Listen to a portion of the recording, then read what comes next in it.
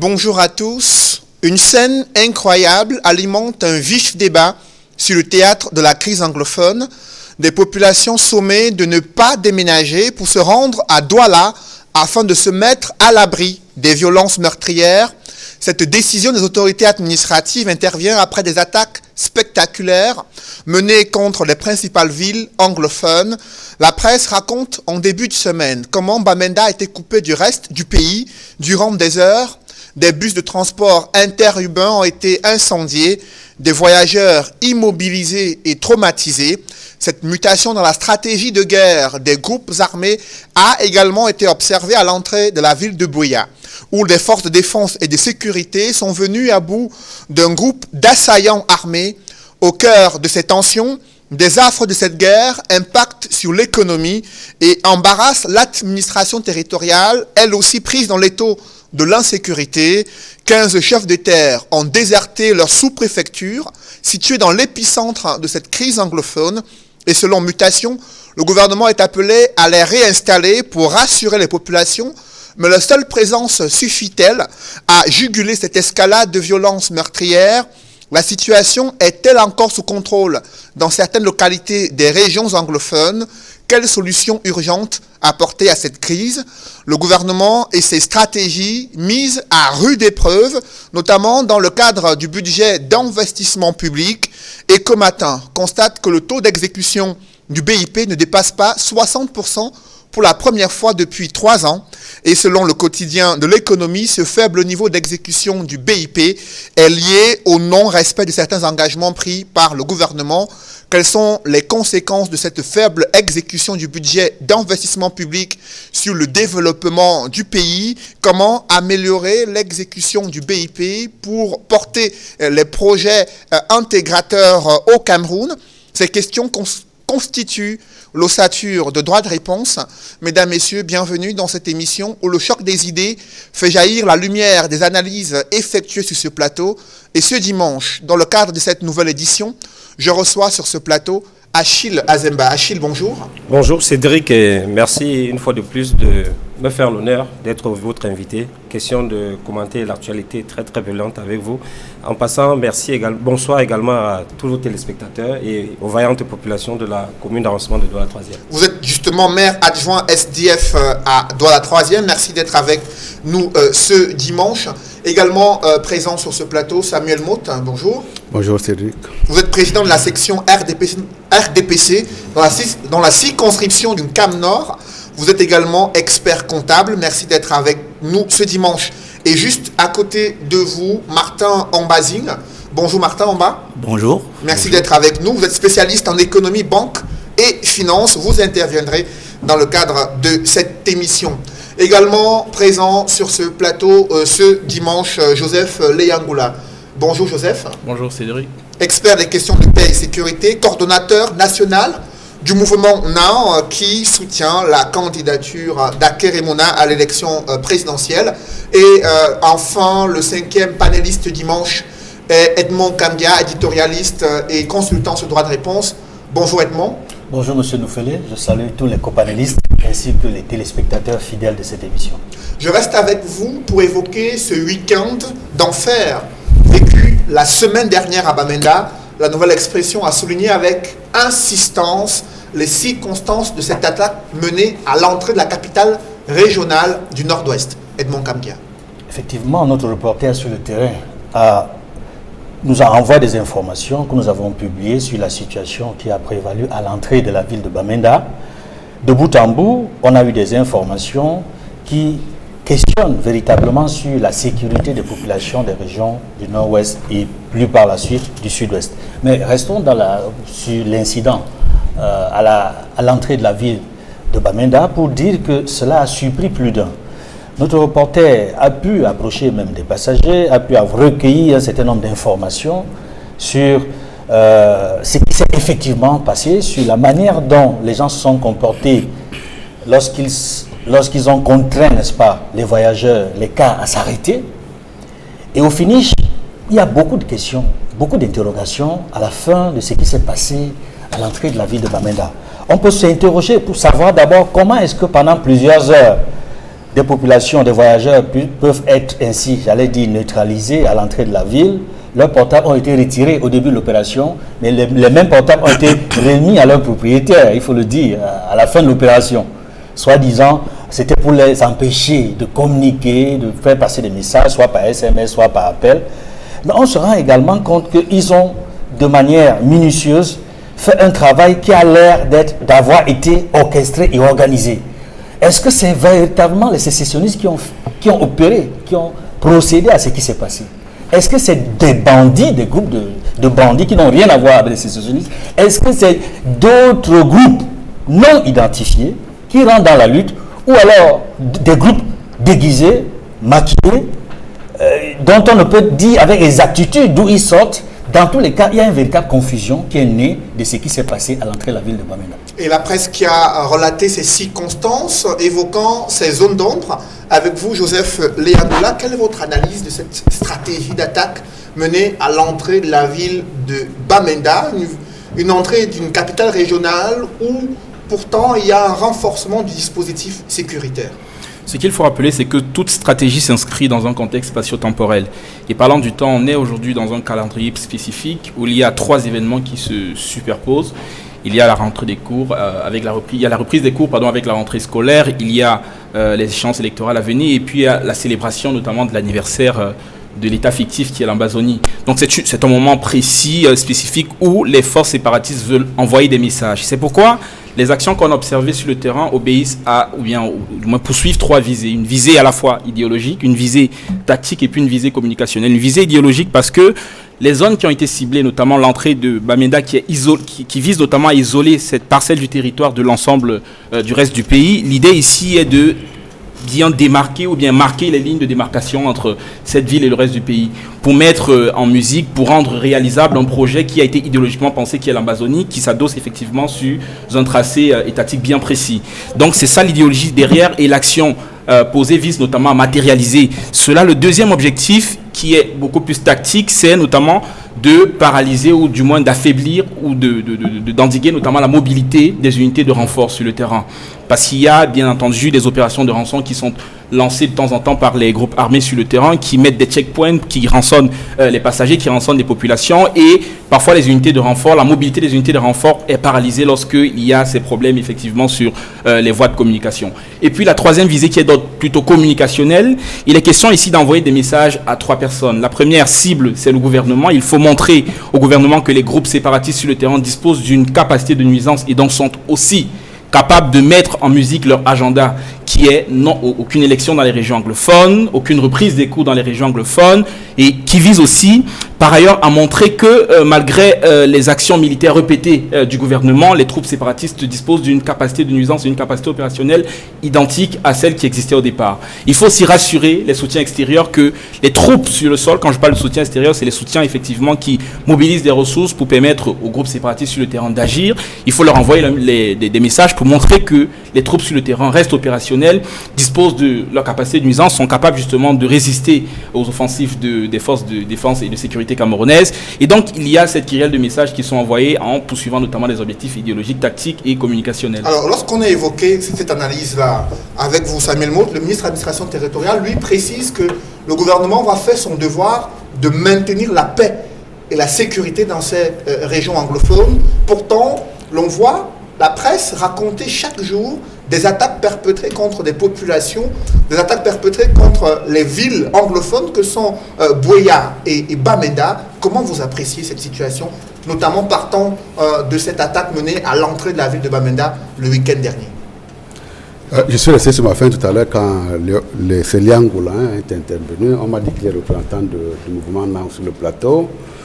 Je veux bien apprécier l'écouter sur les aspects d'analyse, mais j'aurais souhaité également qu'en tant que politique... Au moment viendra, je vais vous donner... Non, il faut le faire. Il faut le faire de manière la plus forte. Il faut le faire de la... Quelle est votre position à vous? Quelle est votre analyse de la situation? Non, mais attendez, laissez-moi... Je suis libre des propos que je tiens. Donc vous me suivez pendant un moment avant de m'interrompre. Je crois que effectivement, son côté analyste a pris le dessus sur le politique, il est censé être sur le plateau. Et en tant que politique, effectivement, je dois dire, quelle que soit l'analyse que l'on peut faire d'un phénomène comme celui-là, la première chose, ce serait de condamner ce genre d'agissements qui sont tout à fait des agissements non tout à fait anti-république. Et dans le cas d'espèce, vous savez, très bien, je voudrais vous dire qu'en ce qui me concerne, je considère que la société fonctionne avec un certain nombre de digues qui régulent la vie en communauté. La première digue, effectivement, c'est une digue sociale qui fait que, à travers la morale, à travers l'éducation que nous donnons à nos enfants, un enfant peut être à devenir délinquant ou à ne pas l'être. À la seconde digue que nous avons également, lorsque on est sorti du cadre social, effectivement, l'administration, à travers la justice et peut-être l'exécutif, peut également permettre à réguler la société. Dans le cas de ce qui se passe dans le phénomène anglophone, et quand j'entends notamment ces analyses, je suis partagé entre sa volonté d'encenser des mouvements comme ceux-là et de les condamner. Vous méprisez complètement. Et dans le cas d'espèce, je vous ai parlé tout à l'heure, vous me laisserez parler.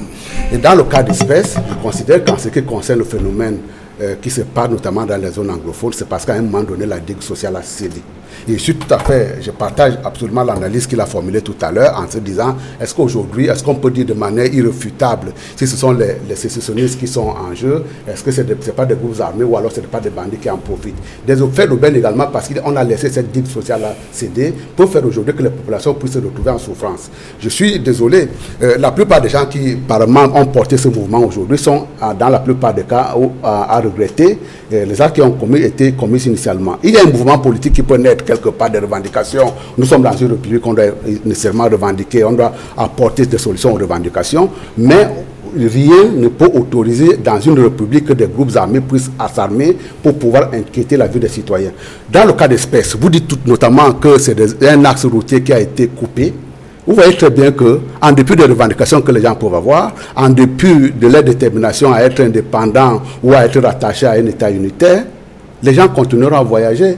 Parce que la vie n'est pas seulement chez soi, la vie peut être également chez le voisin d'à côté. Et donc, faire en sorte qu'à l'intérieur d'une république, des groupes armés, qu'ils soient sécessionnistes, indépendantistes, trouver tous les mots, la première chose d'un homme politique quand il se met à parler de ces choses-là, ce n'est pas seulement d'analyser, c'est la première chose de dire, dans une république, ces actes-là sont condamnables. Justement, Achille Azemba, sur cette situation sécuritaire dans les régions anglophones, notamment à l'entrée de Bamenda, en plein week-end, où des centaines de voyageurs sont immobilisés, traumatisés, comme l'a raconté la presse en début de semaine. Quel regard portez-vous sur la situation sécuritaire dans ces régions anglophones? Je voudrais déjà que les populations de cette zone-là, qui souffrent le martyre, nous excusent d'en parler, parce que ça fait mal. Comme tout téléspectateur qui a regardé les images, j'ai été consterné, j'ai été ébahi. Je me suis dit,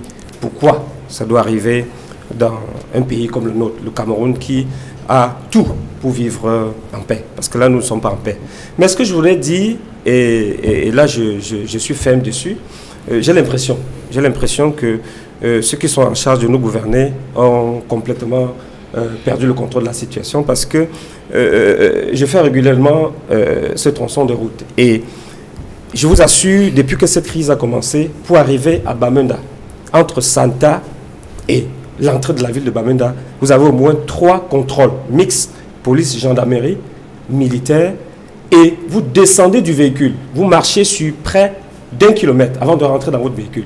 C'est quand même curieux que aussi proche de la ville, je ne sais pas si c'est une bande armée ou qui est-ce, que des gens puissent arriver à déplacer un engin qu'on appelle l'excavatrice, creuser la route, la couper, tuer une personne, détruire des véhicules et repartir.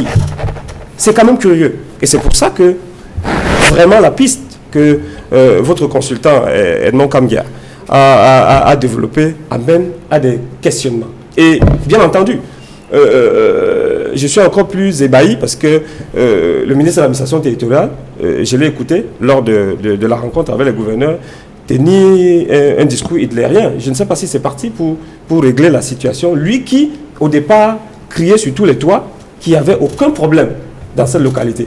Et le président de la République, je ne sais pas si c'est pas cynisme, a dit ok, je te fais ministre de l'administration territoriale. Et depuis, on a l'impression qu'il est complètement hors sujet et je me pose la question de savoir est-ce que les bonnes personnes ont été choisies pour régler cette situation.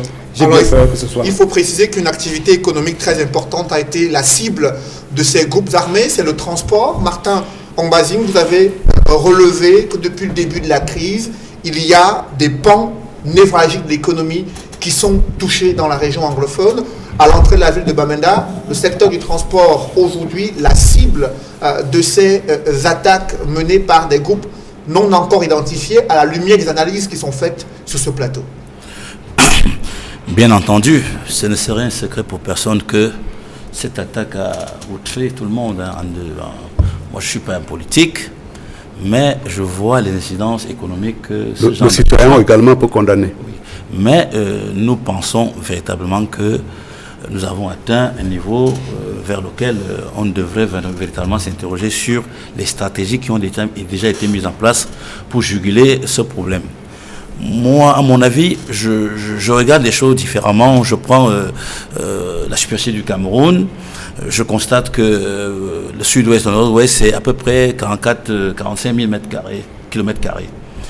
Je pense que telle que la situation se présente, les décisions pour ceux qui gouvernent doivent être prises maintenant. C'est-à-dire qu'il faut quadriller les 45 000 kilomètres carrés et faire le job qu'il faut. Parce que véritablement, nous ne devons pas être aujourd'hui en train de supputer sur est-ce que ce sont des sécessionnistes, est-ce que ce sont des gens qui sont infiltrés.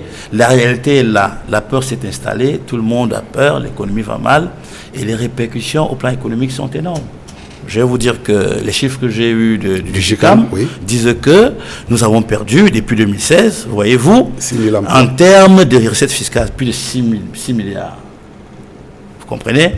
Nous avons perdu, les entreprises qui opèrent dans ces localités-là ont perdu à peu près 270 milliards de chiffre d'affaires et en termes d'emploi, plus de 6 000 emplois. Vous savez très bien le lien qu'il y a entre la croissance économique et la démographie. Vous savez que en économie pure, la première source de croissance, c'est la population. Alors, si vous voulez créer de la richesse, vous ne pouvez pas la créer lorsque ceux qui sont en charge de la créer partent. Donc, le véritable problème aujourd'hui est de savoir est-ce que véritablement la situation telle qu'elle est, elle est prise en compte sérieusement ou alors elle n'est pas prise en compte. Parce que là, pour l'instant, nous avons tendance à penser que l'on ne voit pas exactement le poids. Pour ceux qui ne le savent pas, c'est à peu près 45% de recettes en devises que donne cette zone. Ça veut dire que, vous savez très bien que notre problème au Cameroun, notre économie, c'est structurellement déficitaire au niveau de la balance commerciale. Ça veut dire que nous achetons plus à l'extérieur que nous ne vendons à l'extérieur. Et au jour d'aujourd'hui, cette zone-là, la petite zone-là, les 45 000 km², représente plus de 45% de recettes de devises. Vous comprenez? Donc, ça veut dire que les politiques, à mon humble avis, devraient être... C'est-à-dire que cette situation devrait les préoccuper de manière exceptionnelle. Et là, ce que nous pensons, moi je suis, comme je dis, à la politique, j'ai l'impression que tout n'a pas encore été mis en place pour que cette situation soit jugulée. Justement, il y a un autre visage de la terreur. C'est l'intimidation des populations alors qu'elles financent ce que la nouvelle expression appelle les terroristes qui demandent des financements auprès des populations. Joseph Léangoula, la nouvelle expression, on en a parlé cette semaine, des populations contraintes dans le nord-ouest et le sud-ouest à financer cette guerre menée par ces groupes armés qui revendiquent le sécessionnisme. Comment appréciez-vous cette attitude? Comment procède-t-il?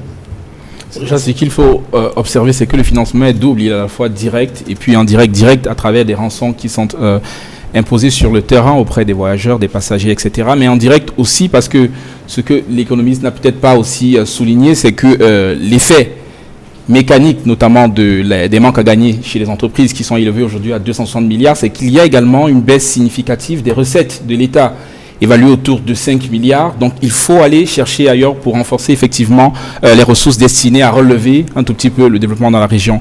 Donc ces deux mécanismes de financement aujourd'hui affaiblissent à la fois les performances de l'État, mais plongent aussi les populations qui sont frappées par la crise dans une situation extrêmement délicate. On a évoqué ici tout à l'heure près de 6 000 emplois perdus et le GICAM annonce plus de 8 000 emplois qui sont menacés. Donc au total, on est autour de 14 000 emplois menacés. C'est des personnes qui plongent dans la précarité, qui se retrouvent obligées parfois d'intégrer des groupes armés pour rançonner, parce qu'à l'intérieur des groupes armés, ils ont une structure de sécurité, ils ont des positions privilégiées, ils ont la capacité d'obtenir des ressources qu'ils n'ont pas pu obtenir derrière les emplois qu'ils ont perdus. Donc il y a un cercle vicieux qui se crée et qui alimente toutes les formes de banditisme, toutes les formes de rançon qui existent, et l'industrie aussi des otages qui gagnent de plus en plus du terrain et qui de facto affecte aussi les performances des entreprises. Donc c'est un système invivable dans lequel on se trouve aujourd'hui, et je regrette que le responsable, le représentant du RDPC, au lieu de présenter quelle est la position du gouvernement pour donner une issue à cette crise, il se contente plutôt de critiquer l'opposition politique qui, au départ, se complète déjà à analyser la crise pour comprendre quels sont les piliers, quels sont les leviers, quel est le sens des actions des groupes séparatistes, parce que c'est en comprenant qu'on parvient à proposer des solutions adaptées. Et c'est ça le rôle de l'analyse aujourd'hui. Le problème avec vous, c'est que vous avez passé le temps à observer ce phénomène comme un clou, puisque vous tenez que du marteau en main, et à force de frapper, vous avez plongé et embourbé cette région. Vous avez provoqué une situation dans laquelle les populations vivent dans le dénuement total, sont obligées de se convertir ou de se recycler dans le grand banditisme pour survivre, et c'est ce à quoi on vous demande des solutions aujourd'hui pour en sortir. Ne vous contentez pas effectivement, ou bien ne vous plaisez pas à attaquer les Alors le ministre de l'administration territoriale, qui lors de la conférence semestrielle des gouverneurs a limité son discours sur le maintien de la paix et la sécurité, Samuel Motte, est-ce que cela suffit pour répondre à ces problèmes pluriels qui se présentent dans plusieurs secteurs d'activité et qui touchent tous les domaines en ce qui concerne les populations? Je ne suis pas, et encore, je ne suis pas sûr que le gouvernement doit être dans cette position-là des adeptes de Yaka et de Faucon. Quand il y a une crise comme celle-là, elle demande quand même effectivement qu'on se remette en cause assez souvent pour pouvoir trouver des solutions. S'il n'y avait que des Yaka et des Faucons, c'est une crise qu'on aurait résolue depuis des années. Et effectivement, très souvent quand on les entend parler au-delà de l'analyse plus ou moins pertinente qu'ils posent sur un certain nombre de phénomènes, ils disent il faut Yaka, il faut qu'on fasse cela. Dans les Yaka et les Faucons, effectivement, il faut avoir un peu de la réserve pour pouvoir savoir quelles sont les actions et comment est-ce qu'on les dose pour pouvoir obtenir des solutions. En ce qui me concerne, tout simplement, je dis tout là, on a eu ce que nous avons appelé la crise. On a pensé effectivement que c'est une crise également, que les gens pouvaient revenir à la raison. Effectivement, ça n'a pas été le cas. Mais ma théorie de la digue sociale, de la digue pyramidale également, je dois la remettre en cause. Un certain nombre d'analystes ou alors de citoyens ont pensé à un moment donné que cette crise-là, ils pouvaient l'utiliser à des fins politiques. Aujourd'hui, il n'y a plus que les fins politiques qui sont en jeu. Également, on voit très bien que les populations en souffrent. Il a été tout à fait attentionné d'entendre aujourd'hui qu'il y a 6 000 emplois, et c'est le GICAM qui le dit, 269 milliards d'investissements de chiffre d'affaires perdus. Ça également, ce n'est pas uniquement une histoire de gouvernement, c'est un problème de la société tout entière. Et c'est pour cette raison qu'il ne faut pas très souvent s'amuser avec le feu. Parce qu'effectivement, ça peut commencer avec une revendication comme celle-là, que l'on peut penser à tort ou à raison comme étant légitime. Après, les dérapages, on ne les contrôle plus. À la date d'aujourd'hui, est-ce que vous pouvez me dire raisonnablement que des sécessionnistes, au-delà de votre analyse, cher monsieur, les sécessionnistes, ils attaquent les gens avec les fusils de chasse? On est plus sérieux, on est plutôt dans le registre du grand banditisme quand vous parlez d'analyse. Généralement, quand j'ai vu des mouvements sécessionnistes partout ailleurs dans le monde, c'est des gens qui sont lourdement armés. Dans le cas d'espèce, effectivement, mais on peut se poser des questions, mais l'idée même de s'interroger à l'intérieur de la République, elle est vitale également pour notre fonctionnement. Que l'on puisse dire, effectivement, il y a des checkpoints, comme il a soulevé tout à l'heure, et qu'on puisse s'interroger sur le fait qu'il y a à 5 km de là, après avoir traversé un checkpoint, on tombe sur un engin lourd qui détruit la route, sans toutefois qu'il n'y ait personne à réagir. Ça, c'est une question qui me semble légitime. Mais encore une dernière fois, ne tolérons pas un certain nombre de déviances sous prétexte qu'à travers cela, on va résoudre une équation politique. Cette équation politique-là, effectivement, peut se résoudre. Et très souvent, quand on a demandé une résolution des équations politiques, on demande aux citoyens. Et dans le cas d'espèce, effectivement, quand vous avez des mouvements qui se mettent en travers, qui restreignent les libertés individuelles des uns et des autres, on peut être politique, on peut être citoyen. À partir du moment où il y a ce genre de phénomène qui se produit dans notre société, nous allons commencer par condamner. C'est pour ça que tout à l'heure, j'ai interpellé. Justement, au-delà de la condamnation, il y a le gouverneur du Sud-Ouest qui s'est rendu dans certaines agences de voyage afin de dissuader les populations de quitter la région du sud-ouest, elles qui fuient ces exactions menées par ces groupes armés, elles qui sont des victimes collatérales de ces affrontements armés entre des groupes séparatistes et les forces de sécurité et de défense. Achille Azemba, comment vous appréciez ces images qui circulent depuis quelques jours, des autorités administratives qui interdisent aux populations de quitter leurs localités respectives alors qu'elles souhaitent se mettre à l'abri de ces multiples attaques qu'elles subissent au quotidien? Non, je vais dire là qu'on est en plein dans ce que j'ai l'habitude d'appeler les camerounaiseries. Voilà, une zone en conflit. Les sous-préfets eux-mêmes sont en fuite, parce que vous avez dit tout à l'heure que le ministre de l'administration territoriale demandait aux sous-préfets de venir prendre les fonctions. Vous imaginez un sous-préfet dans un arrondissement qui a la police sous sa responsabilité, qui peut être gardé par la gendarmerie également, s'enfuir, et on demande aux populations qui, elles, ont les mains nues, n'ont rien pour se protéger, de rester. Vous voyez qu'on est pratiquement là dans ce qu'on peut appeler l'abandon des responsabilités. Et parce que les mauvaises personnes sont choisies pour résoudre ces problèmes. Les personnes qui elles-mêmes ont créé ces problèmes, c'est elles qui ont été mandatées pour aller régler ce problème. Je crois que ce n'est pas possible. Et M. Motte parlait tout à l'heure des propositions à faire. Là, il m'amène à comprendre, et il est sincère, qu'ils sont dépassés par les événements et ils ont besoin des consultants. Alors là, on peut leur donner une piste de solution. Le problème de cette zone n'est pas logé dans cette zone.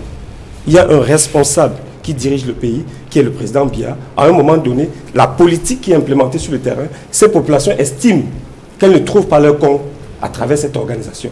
Et je crois que l'une des solutions, s'il veut, je peux la lui donner à un franc symbolique, c'est de demander au président de la République de prendre ses responsabilités et de dire au moins, ok, je vous ai compris, je peux me retirer pour me reposer. Peut-être, ça peut être un élément déclencheur. Peut-être. Ça même me permettait d'aller jusqu'au bout de son analyse. C'est ce que j'appelle les Yaka et les Foucault, mais Je vous en prie, il a nuancé à Achille Azemba d'aller jusqu'au bout. Monsieur Motte, vous nous avez dit, au lieu de critiquer, proposer des solutions. Pas avec des Yaka et des Foucault. Non, vous voulez maintenant nous imposer quelle solution on va vous proposer alors que vous êtes à court d'idées?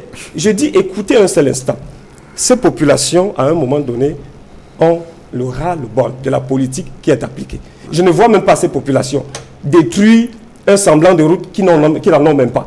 Donc si des gens viennent à couper une route qui est en train d'être construite, c'est qu'il y a un problème de fond. Et je dis, il faut partir de l'origine, de la genèse du problème.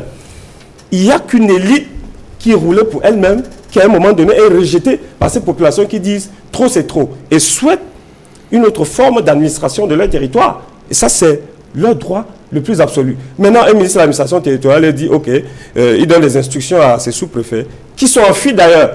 Non, ne bougez pas. Chaque citoyen a le droit de se réfugier où il peut espérer sauvegarder sa vie. Et de grâce, vous n'allez pas contrôler la vie des gens. Et surtout que les ministres sont en sécurité à Yaoundé et ils demandent aux populations qui souffrent le martyre de rester sur place et de voir si les sécessionnistes viendront les caresser dans le sens du poignet. Cédric. Je dis, nous sommes là dans un avion qui était sous pilotage automatique et qui finalement, les instruments ne fonctionnent plus et on est allé droit dans le mur vivement que le 7 octobre, que ces populations aient le courage de voter pour qu'on envoie ce vieillard qui est fatigué à la retraite. Avant le 7 octobre, il y a quand même le problème, Samuel Motte, permettez à d'autres personnes de réagir sur ce plateau. Edmond Kamgia, il y a quand même un problème qui se pose concernant ces régions anglophones qui sont prises désormais dans l'étau de cette insécurité avec ces populations qui fuient les localités. On observe cela à Bamenda, Buea et d'autres villes anglophones. Et les autorités administratives qui prennent sur elles de se rendre dans les gares routières afin de dissuader ces populations de quitter les lieux, estimant qu'il y a un dispositif sécuritaire important qui a été mis en place pour les protéger. Comment expliquer que malgré ce dispositif, ces populations continuent de s'en aller? Edmond Kamgia. La raison est simple, c'est l'instinct de survie. C'est humain. C'est humain pour les populations qui se sentent en danger de chercher à se mettre en sécurité. Partout dans le monde, on l'a vu. Chaque fois qu'il y a des crises, chaque fois qu'il y a la guerre, parce que c'est de ça qu'il s'agit, c'est la guerre dans les régions du nord-ouest et du sud-ouest. Les populations veulent se mettre en sécurité, mettre leurs enfants en sécurité, assurer non seulement la vie et la survie de leur famille, mais également permettre aux enfants d'aller à l'école. N'oubliez pas que depuis quelques jours, c'est la rentrée scolaire. Mais on ne voit pas dans les différents départements des régions du sud-ouest et du nord-ouest poindre, j'allais dire même, un semblant de début de rentrée scolaire. Depuis l'attaque dont a failli être victime Madame la ministre de l'Éducation de base. Ça a créé comme une psychose dans ces régions-là. Il faut dire que le gouverneur de la région du sud-ouest, il est dans son rôle lorsqu'il veut rassurer les populations que nous allons mettre le dispositif de sécurité nécessaire pour assurer votre sécurité. Mais en même temps, il pêche, ou alors ses collaborateurs pêchent, lorsqu'ils vont jusqu'à la gare routière, empêcher les citoyens de voyager. Là, je dis, c'est une faute. Parce que le Cameroun a une constitution. Il y a la liberté d'aller et de venir, qui est basée sur la charte africaine, la déclaration des droits de l'homme et des peuples. Des droits de l'homme et des peuples. La déclaration universelle des droits de l'homme. On est libre d'aller et de venir là où on veut. Et chaque Camerounais est libre d'aller partout. Il doit se sentir partout chez lui. C'est Paul Biya qui l'a dit. Chaque Camerounais doit se sentir partout chez lui. Aucune autorité n'a le droit d'empêcher un citoyen de voyager. Non. Un citoyen libre qui n'a commis aucun acte. On n'a pas le droit d'empêcher un citoyen de voyager. Il dit ça, c'est une faute. Maintenant, je dis ce qu'il convient de faire pour les autorités du commandement, comme des autorités militaires, c'est d'assurer la sécurité. C'est de convaincre par les actes.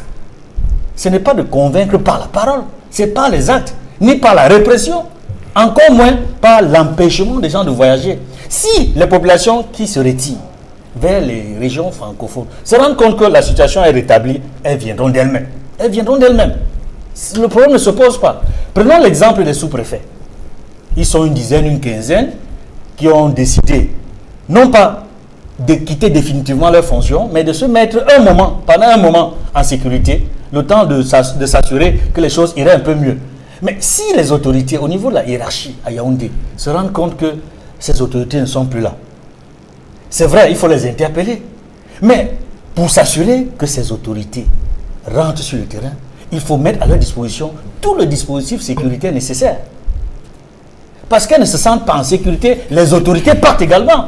Imaginez, quand des sous-préfets ne sont plus présents sur le terrain, ce ne sont pas les populations qui vont rester. Parce que ce sont les autorités qui ont tous les moyens nécessaires, les moyens de police, de gendarmerie, de l'armée pour être protégées. Si ce sont les autorités qui quittent les premières, ce ne sont pas les populations qui vont rester. Alors justement, Mutation en parle cette semaine. 15 sous-préfets qui ont déserté leurs localités respectives dans le nord-ouest et le sud-ouest. Joseph Léangoula, ça fait quand même beaucoup. Et cela suscite chez les populations, comme l'a souligné Edmond, un sentiment d'insécurité au regard du représentant de l'État qui est lui-même absent. Que faut-il faire? Comment appréciez-vous cette absence des autorités administratives locales censées protéger les populations? Ça en fait beaucoup et c'est l'action de l'État qui est paralysée. Les services publics ne fonctionnent plus, les services sociaux de base ne sont plus délivrés. Qu'est-ce qui se passe? Il y a un processus de délégitimation progressive de l'État. L'État perd de son autorité, l'État perd de sa légitimité auprès des populations. Parce que ce qui fait la légitimité de l'État, c'est d'abord, sa capacité à protéger les populations contre une agression, qu'elle soit extérieure ou interne. Mais lorsque le sous-préfet, qui est le garant de l'ordre dans une localité, disparaît, il va de soi que les populations, eux, s'en trouvent piégés et donc esselés. Ils sont obligés effectivement de recourir vers des solutions d'adaptation telles que l'exil dans les autres régions, etc. C'est complètement pertinent ce que l'éditorialiste a dit aujourd'hui. Les populations ont le droit de se déplacer, d'aller où elles veulent. Seulement, il y a un problème avec ce gouvernement qui confond souvent la parole à l'action. Quand il y a un problème, on dit le Cameroun est indivisible, la paix est notre credo, etc. Comme s'il suffisait de le déclarer pour résoudre la situation sur le terrain. Les populations mesurent la capacité du gouvernement à agir et à les protéger par des actes concrets. Et ces actes-là, c'est non seulement la capacité déjà à protéger contre les attaques qui peuvent être menées par des groupes armés sur le terrain, mais aussi par leur capacité à créer un rapport de confiance entre l'armée et la population.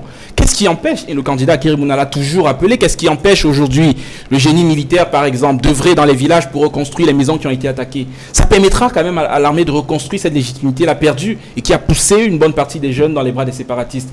Qu'est-ce qui empêche l'État aujourd'hui d'accepter de discuter avec les personnes qui sont en tension et qui décident d'utiliser la violence pour s'exprimer. Il y a le cardinal Tommy qui a proposé une voie qui aurait permis notamment à la communauté anglophone d'identifier des interlocuteurs avec qui le gouvernement devait dialoguer, puisque le gouvernement a dit avec qui on va dialoguer puisque vous préconisez le dialogue. Qu'est-ce qui n'a pas été dit sur lui? Il a été vilipendé, il a été accusé de bras séculiers des séparatistes. Donc il y a cette posture d'orgueil, cette posture de mépris vis-à-vis de ceux qui ont des solutions alternatives. Il y a cette posture également de condescendance et cette stratégie de la terre brûlée qui a alimenté une situation invivable sur le terrain et qui a provoqué effectivement la situation actuelle qu'on observe. Alors, une attitude d'orgueil que vous venez de souligner, Samuel Motte, ça coûte beaucoup d'argent au gouvernement camerounais d'être orgueilleux face aux terroristes. Et là, c'est les caisses de l'État qui en souffrent. Parce que vous-même vous accréditez. Le président de la République, lui-même, il a dit en Chine que les finances publiques sont mises à mal à cause de cette lutte contre les groupes séparatistes et la lutte contre le terrorisme à l'extrême nord du pays, au regard des autres solutions qui sont proposées, notamment le dialogue et les discussions franches avec les populations. Pourquoi ces voies ne sont pas encore explorées jusqu'à ce jour? Parce que Cédric nous fait vous-même vous accréditer la posture d'orgueil du gouvernement. Ça me semble quand même assez insensé. Et c'est établi. J'ai dit qu'il a souligné cette posture-là.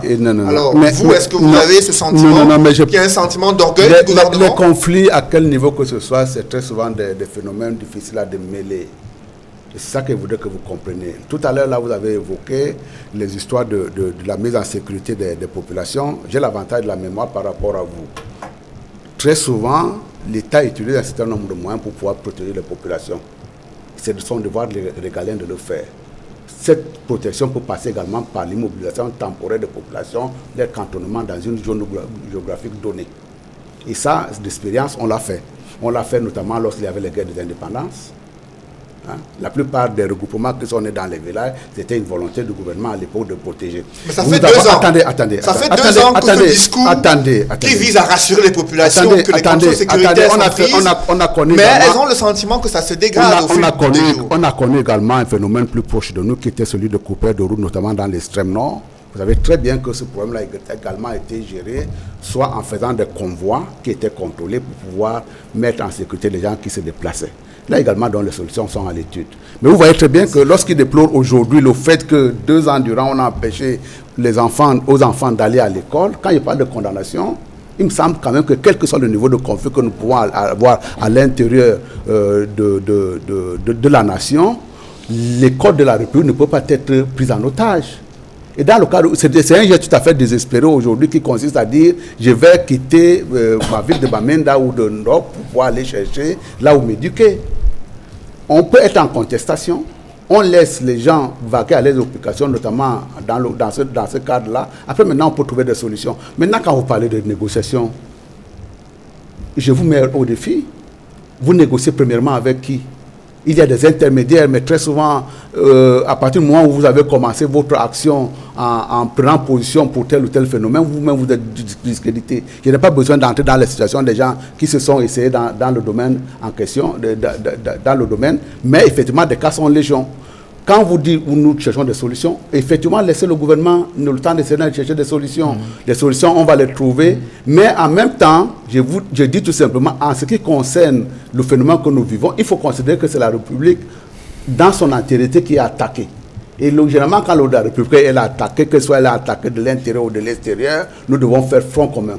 Et dans ce cas de ce front commun-là, je crois qu'on doit taire nos divisions, parce que dans les propos que nous tenons les uns les autres, nous avons soit tendance à dire, oui, soit que je suis pour le gouvernement, à ce moment-là, il faut aller mater la rébellion, ou alors que la rébellion a tout en fait son droit de citer dans une république comme la nôtre.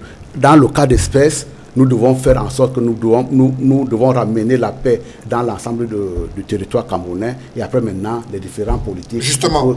Alors, face à cette attitude du gouvernement, Martin Omba, il y a la question de la pression démographique exercée sur les autres villes, notamment les régions de l'Ouest, les régions du littoral et celles du centre, Bafoussam, Tchan, Douala, Yaoundé, qui reçoivent de plus en plus ces populations venant du nord-ouest et du sud-ouest. Quel impact cela peut avoir dans les tout prochains mois si la situation de cette crise anglophone continue de s'aggraver?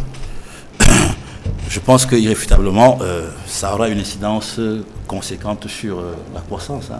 C'est-à-dire qu'au jour d'aujourd'hui, vous savez qu'au Cameroun, nous avons établi nos prévisions à hauteur de 6% de croissance pour atteindre le point d'achèvement. Et on s'est rendu compte depuis pratiquement 6 à 7 ans, voire même 10, qu'on n'atteindra jamais 6%. Donc vous êtes d'accord avec moi que compte tenu de ce que je vous ai dit. Par ailleurs, nous avons un taux de démographie qui va dans les 2,7 par an. Pour que nous ayons une incidence au niveau de la croissance, il faut qu'on fasse 3 fois, donc pratiquement entre 8 et 9 de taux de croissance.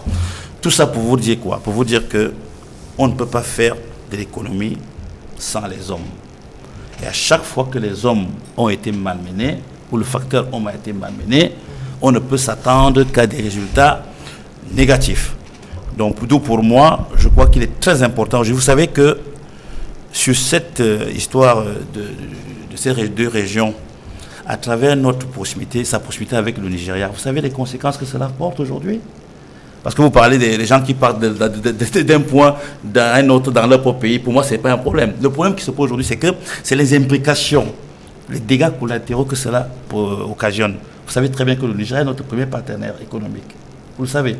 Vous savez que, contrairement à ce que l'on dit, ce que l'on passe le temps à dire, à savoir qu'on pleure des APE, le Cameroun devrait avoir sa stratégie de comment faire pour avoir comme le principal partenaire le Nigeria. Le Nigeria qui est non seulement frontalier avec nous, avec ces deux régions, dont les effets se font ressentir jusqu'au marché de Mbopi à Douala. Vous savez qu'au jour d'aujourd'hui, les affaires, le mouvement d'affaires développé à Mbopi a perdu à peu près plus de 40%. Tout cela parce que ces gens qui pouvaient partir, revenir, ne peuvent plus le faire aujourd'hui. Les populations qui bougent, l'impact est automatique. Ça aura un impact clair sur la croissance. Si nous attendons aujourd'hui 4,5 ou 4,2, je vous dis que si cette histoire n'est pas arrêtée très rapidement, pour les 5 prochains mois, les 4 prochains mois qui nous restent, naturellement, notre croissance va osciller entre 3 et 3,5. Elle n'atteindra jamais 4 parce que ce côté du Cameroun, non seulement, c'est de là que sortent nos principaux produits pétroliers. Vous savez très bien que c'est là-bas que vient le pétrole du Cameroun. Vous savez très bien que c'est là-bas le deuxième employeur après l'État. Vous savez qu'au jour d'aujourd'hui... Vous parlez de la CDC, qui a mis en congé technique déjà plusieurs milliers d'employés à cause de cette crise. Et vous pouvez comprendre que ne regardons pas uniquement ce qui est visuel pour tous. Regardez un peu toutes les microstructures. Parce qu'en réalité, ces gens qui se déplacent, souvent, c'est eux qui sont le socle même de l'économie réelle. Parce qu'en réalité, l'économie, c'est l'économie informelle, qui représente aujourd'hui au Cameroun plus de 80% de la richesse produite. Ça, il faut le savoir. Donc, imaginez-vous, tous ces petites affaires, tous ces micro-projets, tous ces micro-commerçants, qui ne peuvent plus vivre sur place. Pas parce qu'ils ne peuvent vivre, pas par rapport à l'école, parce que la situation est devenue invivable. Et moi, je pense que le facteur temporel est d'une importance capitale dans toute projection que l'on semble faire ou que l'on veut faire. Et que 2 ans après, je crois que ça a un peu trop duré et que la confiance étant partie, on aura du mal à retenir ces populations, on aura du mal à leur demander de ne pas aller chercher là où c'est mieux. Vous comprenez? Donc pour moi, je suis d'accord avec M. Maud pour dire que ce n'est pas un camp, ce n'est plus un camp contre un autre. Je crois que je vous ai assez relativement dit les enjeux économiques que représente cette région pour le Cameroun. Et cela doit permettre aux politiques de comprendre, je dis que ce n'est plus un jeu. Justement, chacun doit prendre ses responsabilités et puis mettre sa part de contribution sérieuse pour que l'on sorte de là. Parce qu'en réalité, nous ne devons pas, c'est pas parce qu'il y aura l'élection, même après l'élection, je pense que si ce n'est pas réglé, si les gens ne peuvent pas vivre, aller et venir comme ils veulent, le problème ne sera pas résolu. Alors que le gouverneur du Sud-Ouest souhaite empêcher l'exode massif des populations, son collègue du Nord-Ouest appelle les assaillants à déposer les armes dans les chefferies, les municipalités et les sous-préfectures. Et ils vont bénéficier, dit-il dans un communiqué, d'une prise en charge psychologique et d'un soutien matériel. Alors, Achille Azemba, sur cette proposition, il y a quand même un changement de temps de la part du gouvernement. Les autorités administratives qui invitent les assaillants à déposer les armes. Comment appréciez-vous cette proposition faite, cet appel lancé par le gouverneur du Nord-Ouest? Je ne sais pas si on est en pleine incantation. Le gouverneur du Nord-Ouest est dans son rôle. Monsieur Maud. En pleine incantation. Je vous en prie, permettez qu'il aille jusqu'au bout. Ce n'est pas une solution de demander de déposer les armes. Non. Permettez-le d'aller jusqu'au bout de sa pensée. Vous ne m'avez même pas encore écouté. Et Autant pour moi. Je vois que la gestion du Cameroun vous dépasse. Nous voulons vous aider et vous ne permettez même pas. Achille Azemba, vous pouvez vous exprimer. Allez-y. Je dis, monsieur le gouverneur est dans son rôle de demander que l'on dépose les armes. Parce que personne ne souhaite que les armes circulent. Ça n'aide personne. Vraiment, monsieur l'expert financier disait tout à l'heure que ce n'est pas un jeu, ça concerne tout le monde. Nous avons été les premiers à crier.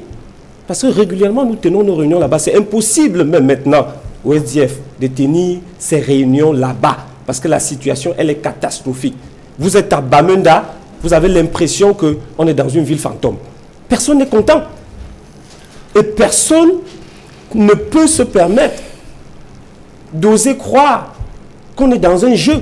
Mais j'ai plutôt l'impression que c'est ceux qui tiennent les manettes du pouvoir qui se disent qu'on est en plein dans un match de football pour s'égayer et pour en rire.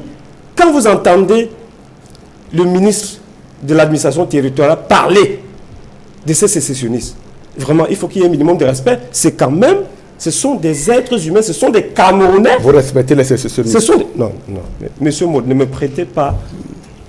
C'est ce que j'ai pu entendre. Ne me faites pas dire ce que je n'ai pas dit. C'est ce que j'ai pu entendre. Qui est sécessionniste d'ailleurs? Je vous pose la question maintenant. Excuse-moi Cédric, c'est toi qui poses les questions. Je vous en prie. Allez, alors vous voyez que c'est une ambiguïté. Si vous avez de la sympathie pour les sécessionnistes, dites-le franchement. Après, on en tiendra compte. Moi, j'ai la sympathie pour les populations.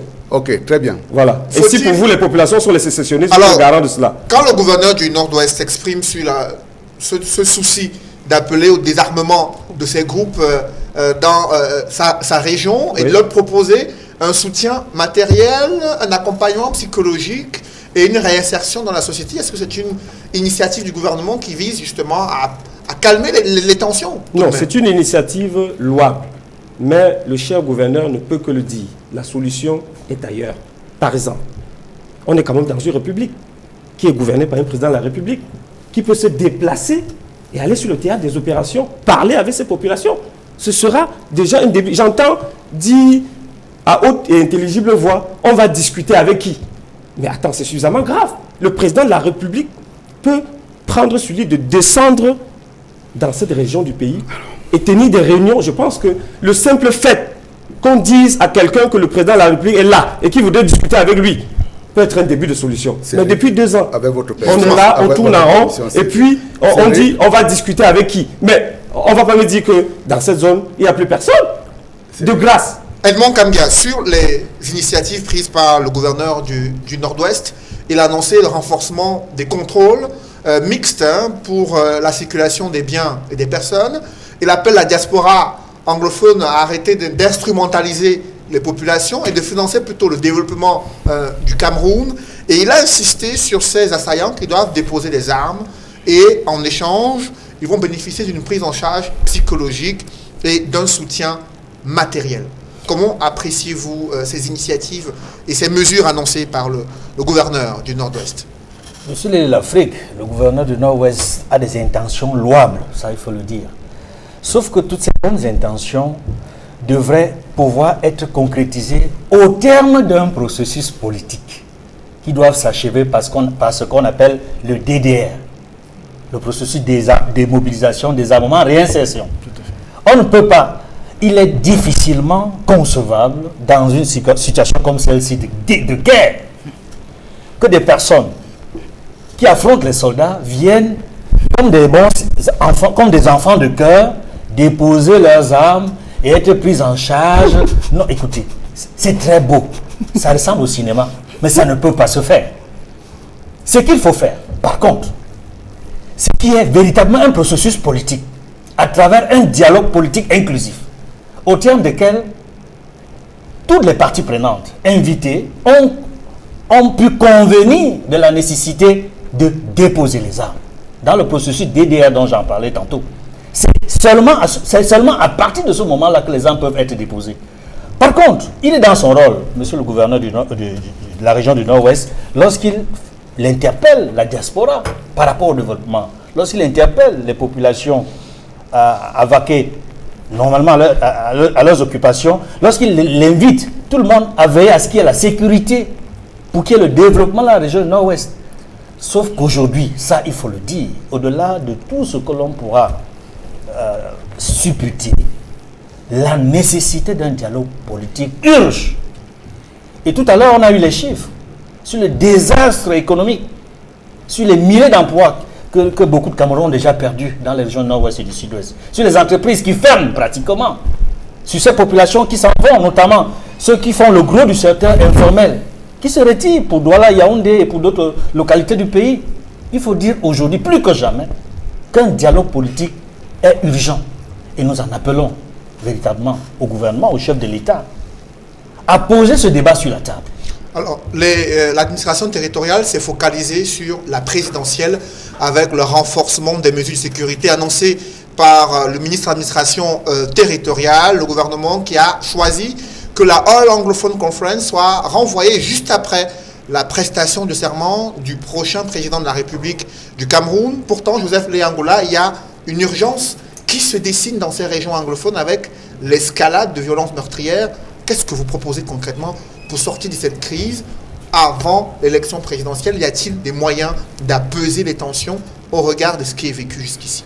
Ma proposition viendra après le commentaire de la réaction du gouverneur pour sortir de la crise et désarmer effectivement les groupes sur le terrain. Je voudrais dire déjà que c'est une solution appréciable, mais qui malheureusement n'a pas été bien pensée parce qu'elle n'a pas été inscrite dans un plan stratégique et à un moment précis du processus politique, comme Edmond Kambia le rappelait. Ce qu'il faut signaler, c'est qu'une crise a des étapes, un cycle. Actuellement, nous sommes dans une phase d'escalade et on ne peut pas obtenir effectivement un désarmement des troupes dans cette situation-là. C'est techniquement prouvé par des experts, je le dis en connaissance de cause. Il faut créer les conditions d'une désescalade. Entrer dans une période d'accalmie qui permettra notamment de s'adresser plus sereinement à ces groupes. Et quels sont les facteurs de désescalade? Je pense que ça a été évoqué et ça fait partie effectivement de la palette de solutions que nous proposons. Il faut discuter avec toutes les forces. Il faut multiplier également des actions symboliques. Quand je parle d'actions symboliques, c'est par exemple la descente du chef de l'État dans la région, c'est par exemple la libération des prisonniers qui ont été arrêtés lors des manifestations pacifiques. Ils sont aujourd'hui plus de 500, qui sont toujours écroués dans les différentes geôles du Cameroun et qui ne sont jamais libérés. Comment dans ces conditions on veut créer, on veut apaiser les tensions sur le terrain? Il y a même parmi ces prisonniers des leaders d'opinion très écoutés par la population. Ils sont nombreux les groupes armés qui se sont constitués notamment pour le compte de ces leaders, pour revendiquer et dénoncer leur arrestation, leur privation de liberté. Et la libération de cette personne permettra, par exemple, d'apaiser les tensions sur le terrain. On a vu Mancho BBC qui, lors d'un procès au tribunal, a dit qu'il était disposé à aller parler aux populations, à aller prêcher le message de la paix si jamais il était libéré. Mais cette parole n'a pas été écoutée par les juges. Je pense que c'est une position qu'il faudra réviser. Il faut, par ailleurs, toujours dans cette période d'accalmie, négocier notamment les conditions d'un cessez-le-feu. D'abord pour permettre aussi aux personnes réfugiées, aux déplacés, qui vivent dans une précarité, il faut le rappeler, ils ont abandonné leurs champs, ils ont abandonné leurs maisons, ils vivent dans des conditions difficiles. Et pour ceux qui sont accueillis par des familles d'accueil, elles même vivent parfois en dessous du seuil de pauvreté, dont ne sont pas capables de générer des revenus pour prendre une famille dont le nombre s'est élargi. Donc il faut créer les conditions de sortie de la précarité de cette population qui va justement créer une disposition psychologique qui porte tout le monde à aller convaincre par exemple l'enfant, le frère, le cousin qui est allé rejoindre les groupes armés de venir et d'écouter la proposition gouvernementale, c'est-à-dire le plan de désarmement et de réinsertion. Parce que là il faut rappeler, on n'est plus aujourd'hui dans des DDR, on est aussi dans les DDDR. Il faut démobiliser, il faut désarmer, il faut déradicaliser, parce qu'il y a eu un processus de radicalisation politique qui s'est créé dans le cadre de cette crise, et puis il faut réinsérer, et donc c'est une réinsertion sociale. Alors le gouvernement a misé sur un plan d'assistance humanitaire. Avez-vous le sentiment que ce plan, depuis qu'il a annoncé, a permis quand même de contribuer à ce processus dont vous êtes en train de faire mention? Lorsque on mobilise les ressources auprès de l'opinion publique camerounaise pour aller assister de l'opinion publique, des élites, de l'administration, etc., pour aller assister les populations qui sont dans le dénuement et qu'on consacre une bonne partie de ce budget rien que pour la commission qui est chargée d'allouer ces fonds. Il faut se questionner effectivement sur les intentions d'une telle démarche. S'agit-il d'une action de communication ou d'une réelle démarche destinée notamment à sortir de la précarité et du dénuement de ces populations? Donc il y a une absence de stratégie dans la démarche gouvernementale. on ne ressent pas ça. Les plans stratégiques, ça ne se communique pas par le gouverneur. Il y a un plan stratégique qu'on présente au public. On dit voici les étapes. Il y a le volet prévention, il y a le volet réaction, il y a le volet assistance, etc. C'est décliné en plusieurs leviers et ça se décline de façon stratégique par des personnes habilitées à le faire. Donc, je trouve que on est davantage dans la communication et moins dans des actions politiques destinées notamment à apaiser la situation et sortir les populations du dénuement. Alors Samuel Motte, un plan d'assistance humanitaire d'urgence avait été annoncé il y a quelques mois. Il y a une mobilisation à travers le triangle national pour des fonds qui devaient être alloués aux populations. Depuis lors, les Camerounais n'ont pas le sentiment d'avoir des nouvelles concernant ce plan. Pour vous, que faut-il faire avant l'élection présidentielle pour au moins apaiser les tensions dans ces régions anglophones? Quelle qu'en fût son importance, ce plan d'urgence-là n'était pas une fin en soi. La fin, pour nous et pour tout le monde, aussi longtemps qu'on se considère comme étant humaniste républicain, c'est qu'il y ait un cessez-le-feu général et que les populations puissent... Est-ce que c'est possible avant l'élection présidentielle? C'est la préoccupation majeure. Non, mais c'est pas... Du gouvernement, actuellement. C'est vous qui posez cette échéance-là à court terme. Cette échéance à court terme n'est pas la nôtre, elle n'est pas partagée. Et bien évidemment, si on peut avoir une bonne surprise, effectivement, on la prendrait pour nous. Mais ce n'était pas quand on faisait ce plan d'urgence humanitaire, ce n'était pas pour dire qu'il faut absolument sauver l'élection présidentielle, comme si, après l'élection présidentielle, la vie du Cameroun s'arrêtait. Mais ce qu'il voulait dire également par rapport à ce qu'il a dit tout à l'heure, mais ça je le partage également, nous sommes dans une phase d'escalade. Et qu'il faut amorcer la d'escalade. Mais sauf que pour amorcer l'autre phase, un conflit se fait toujours sur la base des renoncements, des principes de base, des concessions que chacune des parties fait autour de la table pour qu'on puisse arriver à une solution de compromis. Je suis désolé, depuis 2 ans, l'État a fait beaucoup de concessions. Quelles concessions, par exemple? Attendez, sur le plan de l'organisation judiciaire au Cameroun, je crois qu'on a fait des concessions de taille. Vous ne pouvez pas le nier. Sur le plan également de la compétence, de la distribution, du fait de rabattre les cartes, quant à savoir si on responsabilise qui, le gouvernement a fait des efforts. Sauf que tout le temps, donnez-moi un seul pan de concessions que les prétendus concessionnistes ont dû faire. Mais là, tout à l'heure, vous avez également souligné un phénomène assez grave, l'orgueil de l'État.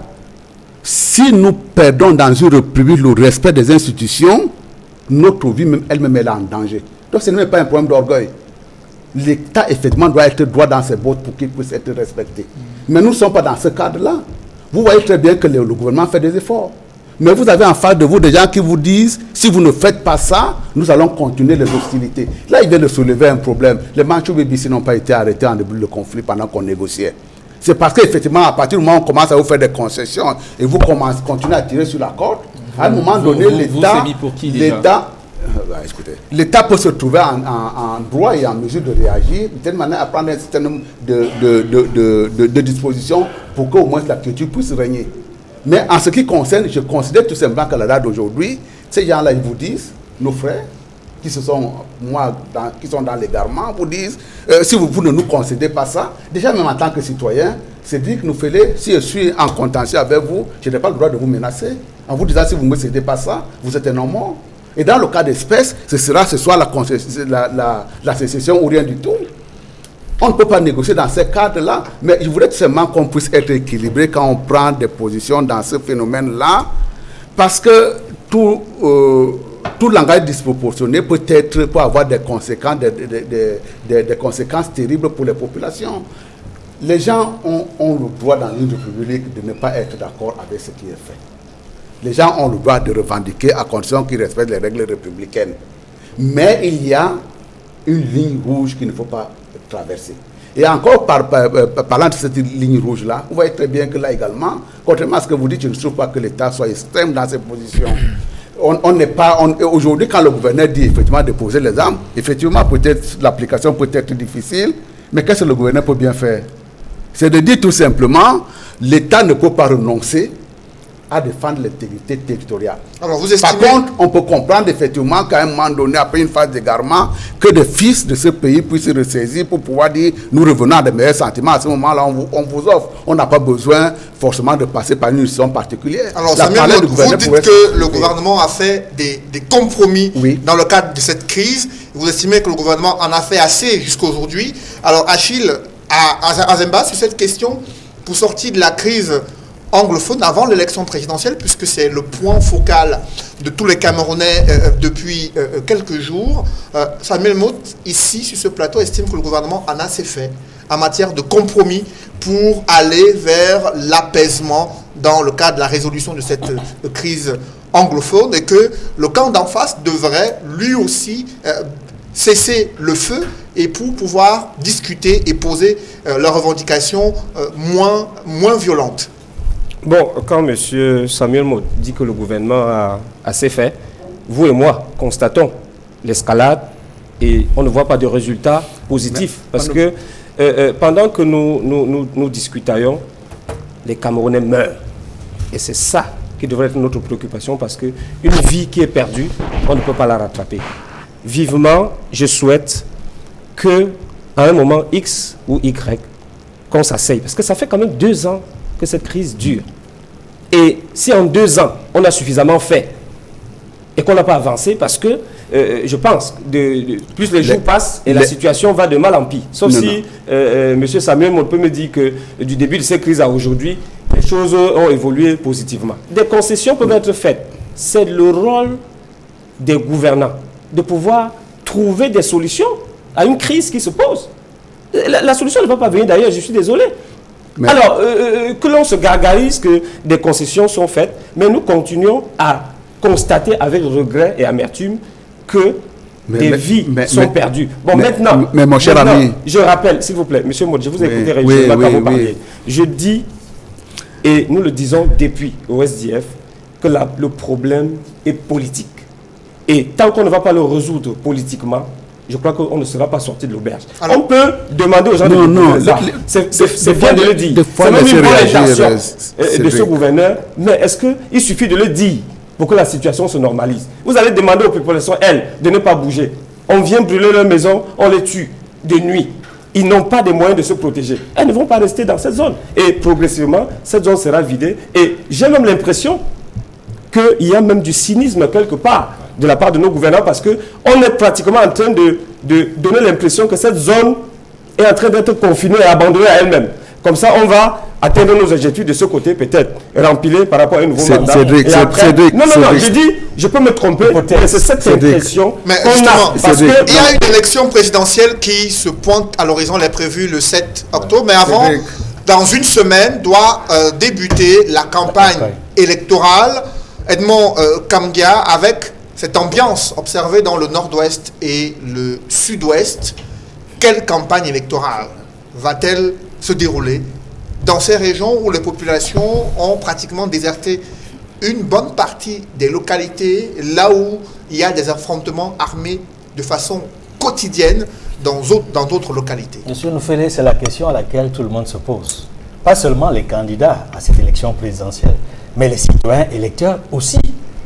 J'espérais avoir une réponse lors de la conférence des gouverneurs, parce que le ministre chargé de l'administration territoriale a donné des instructions aux gouverneurs au terme de leur rencontre, et selon les informations qui ont été diffusées par les médias, il leur a demandé de faire en sorte que dans tous les bureaux de vote, que tous les bureaux de vote fonctionnent, c'est-à-dire les bureaux de vote actuels de l'ECAM. Il me semble que c'est impossible à l'heure actuelle. Disons, c'est un vœu pieux. Mais comment est-ce que la sécurité sera assurée dans l'ensemble des bureaux de vote des régions du Nord-Ouest et du Sud-Ouest? C'est la question à laquelle il faut se poser. Et j'espère que les gouverneurs ont la réponse à cette question. Parce que ce n'est pas le sentiment que j'ai lorsque je discute avec des proches des autorités administratives. Il faut préciser que cette position du ministre de l'administration territoriale est contraire à celle du président du conseil électoral qui, lui, avait déjà annoncé une centralisation des bureaux de vote. Alors, comment comprendre cette attitude à la fois de l'administration territoriale qui estime qu'il y aura élection dans tous les bureaux de vote au Cameroun, alors que l'ECAM a opté pour une centralisation des bureaux de vote afin de limiter les risques d'insécurité auxquels peuvent être exposés les électeurs? Je dois dire que l'ECAM est beaucoup plus réaliste. La position du conseil électoral de l'ECAM est plus réaliste compte tenu de la situation. Mais une autre question se pose. Comment véritablement ces centres de vote vont-ils fonctionner?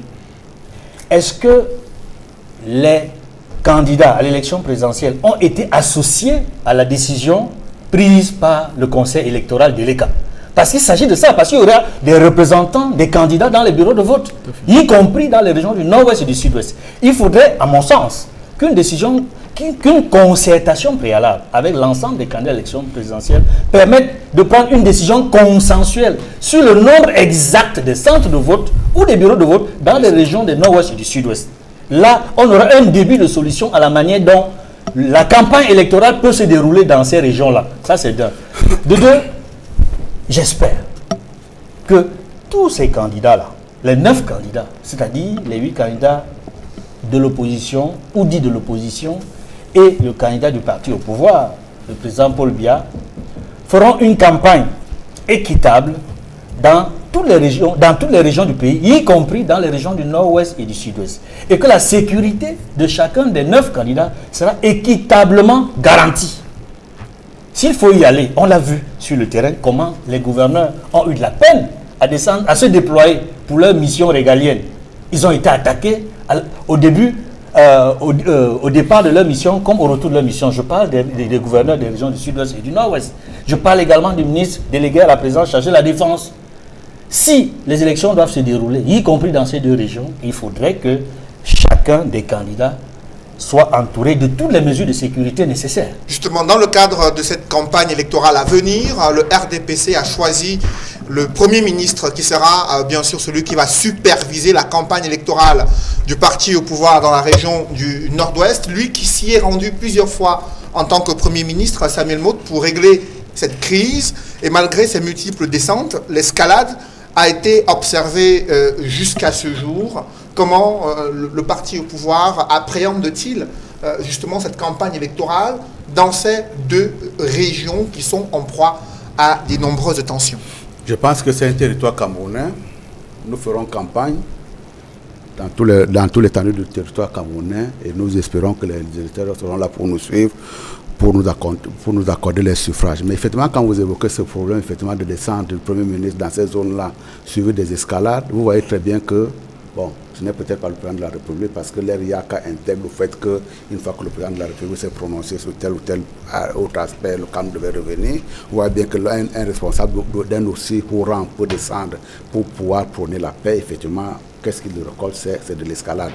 Je voudrais également dire à mon frère Azembe qu'en réalité, vous ne pouvez pas, Azeba, vous ne pouvez pas le mettre en rapport les concessions ou alors pour pas vous les analyser à l'aune de la radicalisation des autres. Quand on vous dit effectivement qu'il y a un certain nombre de concessions qui ont été faites, je vous ai cité au moins de deux ordres. Et ce n'est pas parce qu'effectivement on a continué à s'entêter de l'autre côté que forcément vous allez remettre à zéro l'ensemble de ces efforts-là qui ont été faits. Maintenant, si on nous ramenons ça sur le plan politique, est-ce qu'il est dans l'intérêt aujourd'hui de l'opposition de créer un désert électoral quelque part? Posons-nous la question. Est-ce qu'il est dans l'intérêt du parti au pouvoir? Ce désert électoral-là profitera à qui?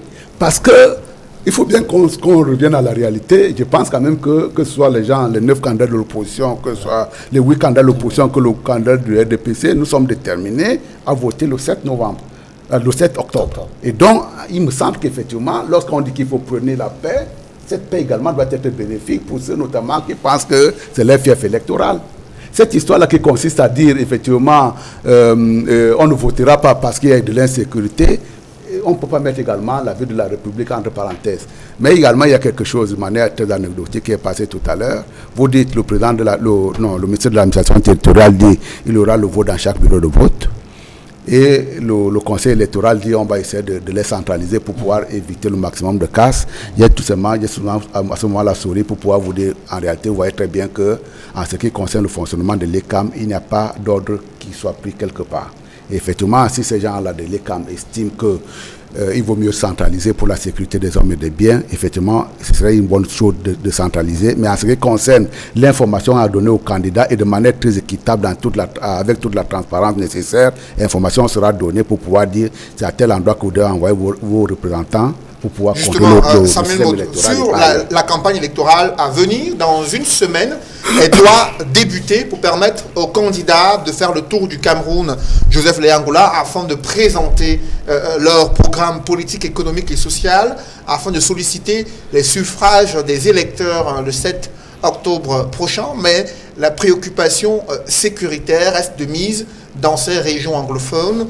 Quelles sont les appréhensions que vous avez? Est-ce que les assurances sorties de cette conférence semestrielle des gouverneurs, lorsque le ministre de l'administration territoriale demande aux candidats de faire parvenir leurs différents programmes de campagne dans les régions en proie à des crises afin qu'ils bénéficient d'une sécurité, cela prouve que le gouvernement reste attentif et préoccupé pour la sécurité de tous les candidats à l'élection présidentielle? En tout cas, il y a 3 inquiétudes qui se posent. La première inquiétude, c'est comment sécuriser les opérations électorales de jour J. Sécuriser le vote, envoyer des observateurs, des représentants des différents partis politiques. La deuxième inquiétude, c'est comment battre campagne sur le terrain, aller au contact des populations pour présenter le programme, le projet de société. Et puis, l'autre inquiétude, c'est comment organiser une élection inclusive à laquelle participe tout le monde. À la fois les personnes qui vivent dans ces régions, mais aussi les personnes qui se sont déplacées dans les autres départements. C'est ces inquiétudes-là qui ont été au cœur de la réflexion du mouvement NOW et du candidat Kerimuna. La proposition faite par Elecam au sujet notamment de la décentralisation des bureaux de vote, déplacement, il disait déplacement, décentralisation des bureaux de vote, visait et résultait en fait d'une discussion que nous avions eue. Il y a eu des cadres de concertation mis en place par la société civile, par exemple le Monde Avenir qui a rassemblé les acteurs des LECAM, les acteurs de la société civile, les partis politiques, au cours de laquelle le mouvement NOW a proposé cette solution-là pour prendre en compte effectivement les personnes déplacées. Maintenant, elle est intéressante et on espère que le gouvernement sera à l'écoute de cette solution qui va permettre aux populations déplacées de participer à ce processus électoral. Seulement, il faudrait qu'elle se fasse de façon concertée, comme Edmond Kang l'a rappelé tout à l'heure, avec les autres partis politiques, qu'ils soient informés sur les dispositions spéciales prises en faveur des personnes déplacées, qu'ils soient informés également sur les localisations de ces bureaux de vote déplacés, enfin d'y être présents, d'accompagner les électeurs, d'accompagner également les représentants dans ces bureaux de vote.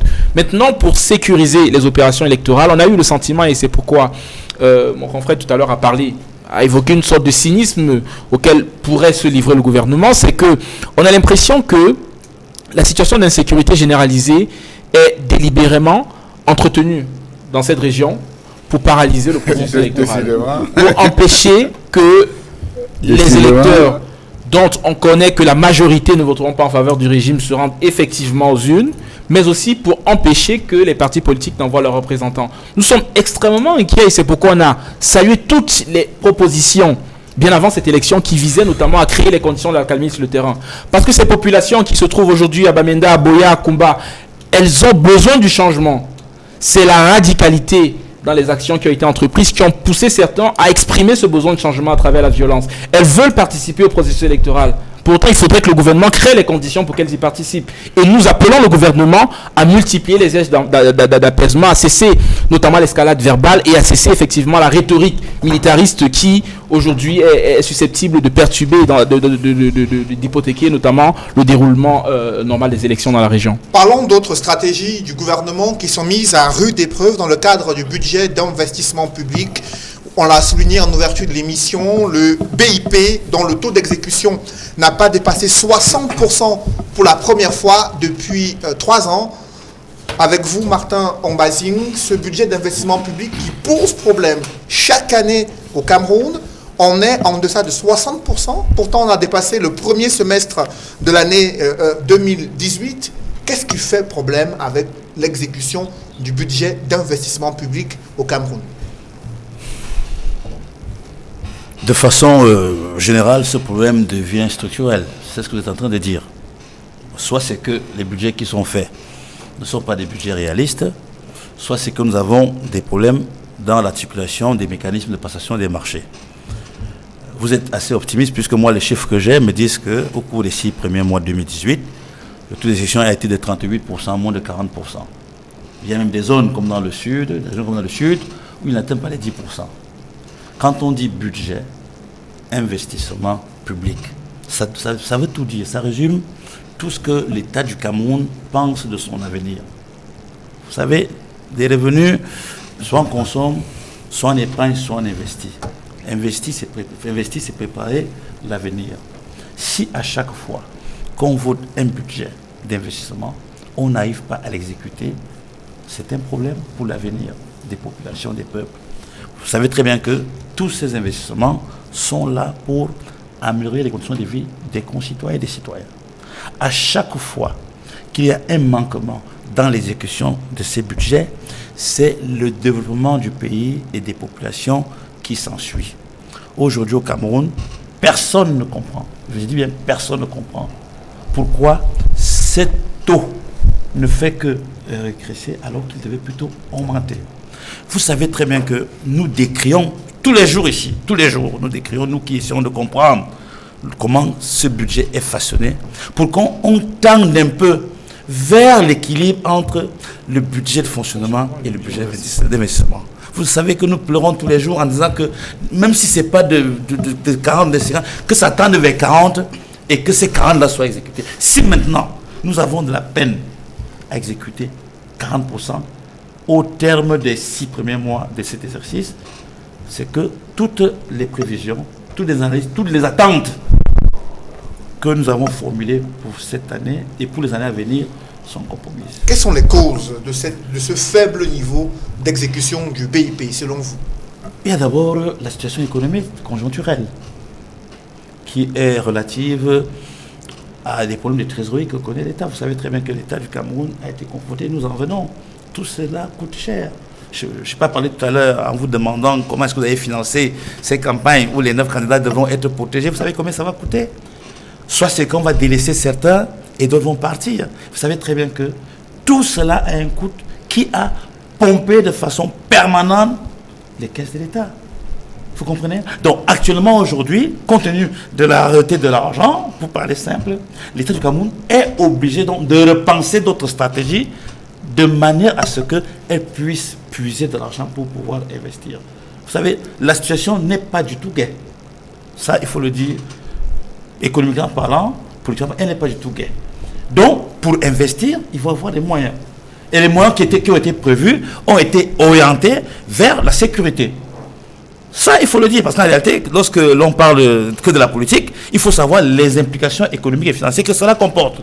Et il me semble qu'aujourd'hui, le Cameroun souffre depuis plus de 2 ans de ces orientations qui ont été faites pour la sécurité. Qui lui ont été imposées. Voilà. Bon, moi, je ne suis pas politique. Je dis vous êtes un citoyen, vous avez le problème. Oui. Donc, en réalité, imposé, je ne sais pas. Imposé, oui. Je ne dirais pas ça parce que je ne sais pas. Je ne sais pas. Mais ce que je sais, c'est que le Cameroun a consacré une grosse partie de ses ressources financières pour la sécurité. Ce qui n'était pas le cas lorsque l'on faisait le document pour la stratégie de la croissance et l'emploi.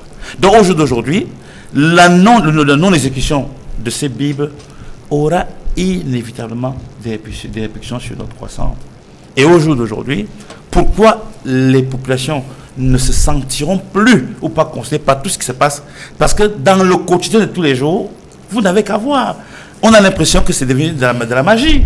Lorsque vous avez par exemple Aquanor, à Makepe pendant pratiquement 3-4 mois, Koto pendant 3-4 mois, on se demande qu'en faut-il faire pour que sur 500 mètres, l'on puisse mettre du boulot pour que les gens puissent aller au travail tous les matins. Vous comprenez? Donc au jour d'aujourd'hui, il faudrait que l'on sache que à chaque fois qu'un budget d'investissement public n'est pas exécuté, c'est la part belle aux souffrances sur les populations. Et les populations, justement, dans l'arrondissement de Douala 3e, en connaissent quelque chose concernant ce budget d'investissement public. Achille Azemba, vous êtes adjoint au maire dans cette circonscription, qui est l'une des plus importantes de la ville de Douala, et qui est confrontée à ce problème d'exécution du budget d'investissement public. Comment vous vivez cette situation? Oui, c'est une situation qui est très, très préoccupante.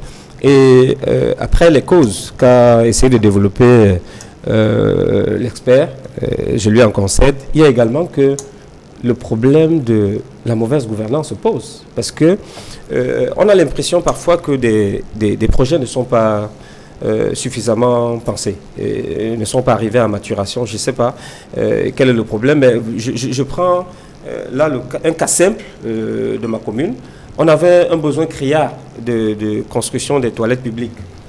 dans la zone de Ndokoti. Tout le monde dans le Cameroun connaît le calvaire que vivent les populations de cette partie de notre arrondissement quand il est question de traverser Ndokoti. Il y avait donc le projet de construction de toilettes au carrefour de Ndokoti. Moi, je m'y suis rendu et un premier espace a été choisi. À peine le partenaire non pas le partenaire, l'entreprise qui avait gagné le marché a réalisé autour de 40% du gros œuvre que les populations sont sorties et elles ont posé le problème de l'espace foncier qui se trouvait être le leur. On a dit on pouvait utiliser la force, mais vous allez utiliser la force, construire une toilette et après, quand quelqu'un voudra se mettre à l'aise, est-ce qu'il faudra la police pour dégager le monde pour qu'il aille se mettre à l'aise? On a choisi un deuxième espace à PK14, au marché de PK14, qui est un espace qui est le nôtre, parce que nous avons dit, au lieu de perdre ce projet aussi important, bon, si on ne peut pas construire la toilette publique en Ndokoti, on peut au moins construire dans un autre lieu qui est toujours situé dans Douala 3e. Une seconde fois, le projet a été réalisé autour de 50% du gros œuvre, et une maman est sortie, elle a dit, c'était sur son terrain. Vous voyez, on pense un projet depuis l'administration centrale à Yaoundé et on ne se pose pas la question de savoir où est-ce qu'on va le loger en termes d'espace. Et il y a plein d'exemples comme ça. Vous voyez, quelqu'un gagne le marché pratiquement dans toutes les communes, même à Manoka, et il ne réalise aucun dans les délais. Et puis quand vous essayez de votre responsabilité de maire à le ramener à l'ordre, ce sont des interventions qui viennent par-ci, par-là. Moi, j'ai l'impression aussi que vraiment un problème de mauvaise gouvernance se pose, ajouter à tout cela la corruption. Et comme l'expert l'a dit, ça impacte effectivement sur le quotidien des populations. Parce que imaginez-vous une toilette publique pour des besoins vitaux qui doit être construite en Ndokoti. Quand ce n'est pas fait. Un matin, je vous le dis, en Mondovision, une femme a fait caca sur elle. Peut-être elle était malade, mais elle n'a pas où aller en pleine ville et en plein 21e siècle. Alors, Joseph Leyangola, sur ce budget d'investissement public qui peine à être exécuté depuis de nombreuses années, la presse qui estime que c'est le non-respect de certains engagements de la part du gouvernement qui pousse des PME à bouder davantage la sollicitation de ces marchés publics pour exécuter ces projets de développement socio-économique. Quelle est votre analyse à ce sujet ? Ce qu'il faut observer d'ailleurs, c'est que la forte croissance de la consommation du BIP en 2017 avait été tirée par des facteurs dont tout le monde sait ici. Par exemple, les grands projets d'infrastructure, les barrages qui ont été construits, mais dont aujourd'hui l'opérationnalité reste attendue malgré la fin du délai d'exécution. Ça avait également été tiré par des grands projets d'infrastructures sportives dans la perspective de la CAN. Donc c'est des secteurs dans lesquels on a investi, les populations ne bénéficient pas encore des retombées de ces investissements-là parce qu'il n'y a pas d'infrastructure disponible pour approvisionner les populations en énergie. On risque de perdre la CAN bientôt. Il y a aussi le plan d'urgence triennal qui a tiré la consommation de ce budget d'investissement et ce plan d'urgence triennal reste extrêmement questionnable. Je vais pas aller loin. Je vais arriver par exemple ici à Douala 5 où il y a eu dans le cadre du plan d'urgence triennal un projet d'aménagement des routes secondaires. On arrive parce que la décision a été prise depuis Yaoundé, parce que selon ce qui s'est dit par une entreprise dont je préfère taire le nom ici parce que vous comprendrez bien évidemment qui sont les bénéficiaires, on a dit que les routes de Douala 5, je parle ici de Bipanda, du quartier Bipanda, les routes secondaires qui devaient être construites, bitumées, ont été sélectionnées depuis la présidence de la République sur la base d'un plan qui a été présenté par les experts. Elles ont été sélectionnées parfois sur des considérations politiques. Résultat des courses, puisque j'ai travaillé avec les populations dans le cadre de ce projet, on construit des routes et on déplace les réseaux d'électricité, on déplace des réseaux d'eau et les populations font 1 an et demi sans avoir accès à l'eau. Ouais. Et c'est grave. Deuxièmement, on se retrouve avec des situations où la construction des routes secondaires provoque des inondations dans les maisons environnantes. Ouais. Et ça, c'est grave. Ça montre effectivement que ces projets, malgré la bonne volonté, restent mal pensés. Le processus de décision reste extrêmement complexe. Et c'est pourquoi, au-delà des causes qui ont été évoquées tout à l'heure, il y a d'autres causes beaucoup plus fondamentales, telles que le processus de décision, concrètement dit au Cameroun, c'est-à-dire l'hypercentralisation des décisions, mais aussi des logiques de chevauchement dans les projets. Quand on veut exécuter, par exemple, un projet énergétique et qu'on a le ministère de l'énergie et de l'eau et qu'on a le ministère des finances, on a le ministère des travaux publics, ça en fait beaucoup, ça rallonge les procédures et ça empêche l'exécution du budget d'investissement public. Donc ce que le candidat Kéry-Mouna propose dans le cadre de la Nouvelle République, c'est résoudre ces problèmes structurels à travers une réduction significative du nombre de ministres pour passer à 15 et initier un management axé sur les résultats. Il faut également casser et rompre avec cette logique d'hypercentralisation qui rallonge effectivement le processus de décision en optant pour le modèle fédéral tel qu'on l'a prôné depuis l'engagement dans ce processus politique. Et c'est ce modèle fédéral qui permettra aux acteurs locaux d'agir plus efficacement parce qu'il faut le rappeler, c'est les acteurs locaux, c'est les maires, c'est les conseillers municipaux, c'est les conseillers régionaux qui ont une meilleure maîtrise de la réalité au niveau local. Justement, et qui sont capables d'agir avec célérité et efficacité. Et ce sont ces maires qui se plaignent au quotidien de ce budget d'investissement public dont l'exécution ne bénéficie pas toujours aux populations. Samuel Motte, vous êtes très actif dans le département du Nkam, qui est l'un des plus enclavés du Cameroun, et là où aussi les différents magistrats municipaux posent ce problème d'exécution du budget d'investissement public pour améliorer le quotidien de vie des populations. Comment faire concrètement, au regard du diagnostic qui vient d'être fait, comment faire pour améliorer l'exécution du budget d'investissement afin que les projets réalisés soient au bénéfice des populations? On a été enclavé dans le département du Cam, je crois qu'on le sera de moins en moins, parce que là, dans ce cadre-là, il y a un certain nombre d'efforts qui sont faits par le gouvernement de la République. Maintenant, le point de l'exécution du budget, tel que vous le posez, pas de la mauvaise exécution dont parlait tout à l'heure M. Liangoula. Ça peut être également un problème de lourdeur de la procédure de passation de marché. Ça, effectivement, il ne faut pas se tromper, il faudra le prendre en compte. Mais là également, vous allez voir qu'il y a un certain nombre de choses qui bougent. Même déjà depuis le choix des projets, les projets seront de plus en plus décentralisés. La plupart des maires avec qui vous entretenez aujourd'hui vous disent qu'on vous leur a demandé de penser des projets, on va les faire des dotations et eux-mêmes ils vont conduire le processus, notamment d'attribution de marché. Mais également pendant une certaine période, notamment depuis à peu près 6 ans, vous avez vu que tout était centralisé à Yaoundé. C'est-à-dire que lorsque vous avez un projet d'envergure à faire, il fallait faire tout simplement monter le dossier, que ce dossier, les déploiements se faisaient au ministère des marchés publics. Là également, vous avez vu qu'il y a un effort considérable qui a été fait parce que cette centralisation, elle concernait non pas seulement le budget d'investissement public, mais également tous les bons de commande qui étaient tenus par les sociétés publiques et parapubliques. À l'époque, lorsqu'on a initié le projet, il y avait des effectivement qui pouvaient avoir à un moment donné un goulet d'étranglement. Le goulet d'étranglement s'est avéré. Et donc, on met très souvent beaucoup de temps à attribuer même un marché. C'est-à-dire que lorsque vous avez attribué un marché au mois de juin, vous avez perdu les 6 mois en termes d'exécution. Je crois que là, aujourd'hui, on a sorti de ce portefeuille de gestion des marchés publics l'ensemble des sociétés parapubliques. Et donc, on pense qu'en ce qui concerne la commande publique elle-même, une fois la décentralisation effectuée sur un certain nombre de niveaux, là également, il y aura moins de boulot d'étranglement au niveau du ministère public. Mais en ce qui concerne la mauvaise exécution également, quand vous parlez du département du CAM, les populations s'impliquent pour que lorsque le gouvernement a envoyé un projet, que l'on puisse veiller à ce qu'il puisse être exécuté. Maintenant, le problème d'étude d'impact dont il parle, impact environnemental, ça s'inscrit dans la conduite de tous les projets que l'on réalise dans tous les États du monde aujourd'hui. C'est-à-dire que lorsque par Indi, le terrain a été choisi 2 fois, là également, ça veut dire que les gens qui étaient en mesure de conduire cette étude d'impact-là n'ont pas fait leur travail. Parce que c'est quand même désagréable d'expliquer que vous avez pas. C'est pas parce qu'il y a des toilettes publiques à faire, parce que ces toilettes sont vitales, que vous allez prendre le terrain de quelqu'un. Hein? Et donc, la personne qui n'a pas conduit, qui a mal choisi l'emplacement, c'est la personne là qu'il faudra blâmer. Non pas la population qui s'est levée après. Justement. Dire, alors, en quelques mots, Martin Omba, comment on fait pour améliorer l'exécution du budget d'investissement public? Le gouvernement a fait plusieurs réformes dans le cadre des marchés publics avec la création de tout un ministère pour essayer d'accélérer le processus d'attribution des marchés, mais jusque-là, il y a toujours des problèmes et des goulots d'étranglement qui se posent avec acuité. Que faut-il faire en quelques mots pour résoudre ce problème? Je pense qu'il faut déjà simplifier les processus de passation des marchés.